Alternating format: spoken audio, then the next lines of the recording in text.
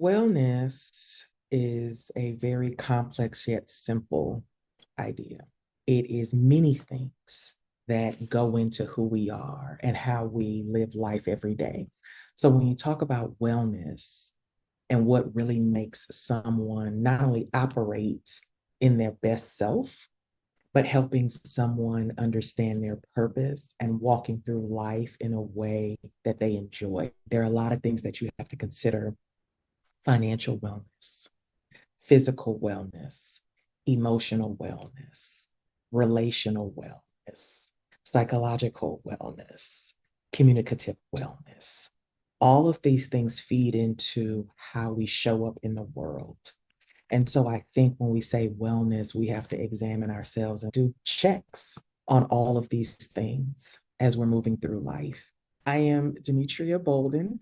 I am not only a scientist, that's what I do in one of the areas in which I show up in this world, but I'm also someone who appreciates and understands that we all deserve the opportunity and the space to be our best selves.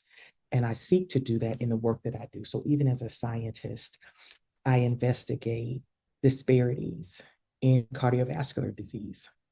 I don't do that just by looking at data.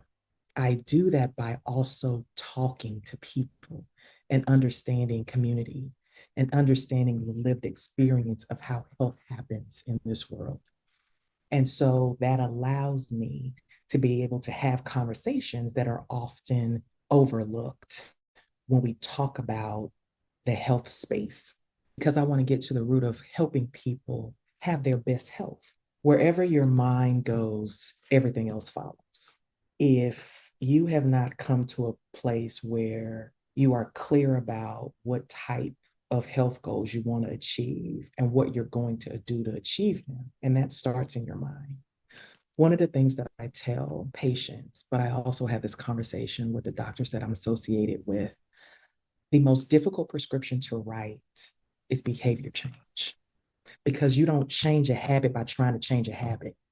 You change a habit by changing a mind. I have reached a place where I have become accepting of how finances function in my life and how I'm also emotionally connected to the finances. And so, what does that mean? What's logical? What makes sense? I'm the kind of person, especially when it comes to money, I'm old school. I pull out paper, pencil, and a calculator. Like when we need to get to the heart of the money issue, I need paper, pencil, and a calculator. That's how you get to the truth, right? So that's one path. The other path, though, is how does it sit with you? See, I've lived long enough to have $3.72 in the bank. But when I've had $3.72 in the bank, I've been at peace because I know why there's $3.72 in the bank, and I know when there's going to be more than $3.72 in the bank. Now, on the outside looking in, someone may say, "Oh my God, you're broke." Am I? Because I already know why I'm here and I already know where I'm going with this. So I have the ability to duplicate and replicate way more than this. See, the least of me is a dollar because I can generate a dollar. So if all you focus on is a dollar from me, you are looking at the very least of me. I will speak to the society that is of the United States, because that is the dominant society by which I have been part and by which I have been raised. I was raised in Houston, Texas. I say that with purpose and intentionality because that is the South of the United States. How I have been viewed in the world has been inferior in many regards, not just because I'm looked at as inferior, as that is a lived experience. I have been deemed inferior because I am a Black American. I was at a medical conference and I was having a conversation, and I was actually a featured speaker, and I was letting them know I had to go because I had to go be a speaker. And what was very interesting is that there was a media shock that I was a speaker. So, how else does society view me as inferior? I'm actually left handed. What's interesting about that is it's not really thought about because the world was built for right handed people. I make adjustments on a daily basis for the right handedness of this society. I don't discuss them because I've had to learn to live with them. From birth. The world was not built for me.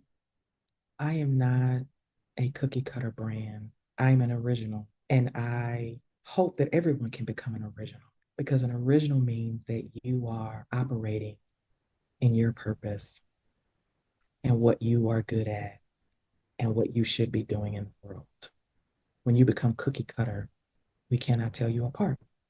Even though you may see a Black American woman, even though you may see a left-handed woman, even though you may see a girl that grew up in Houston, when you see me, I represent possibility because I am that which I did not see growing up.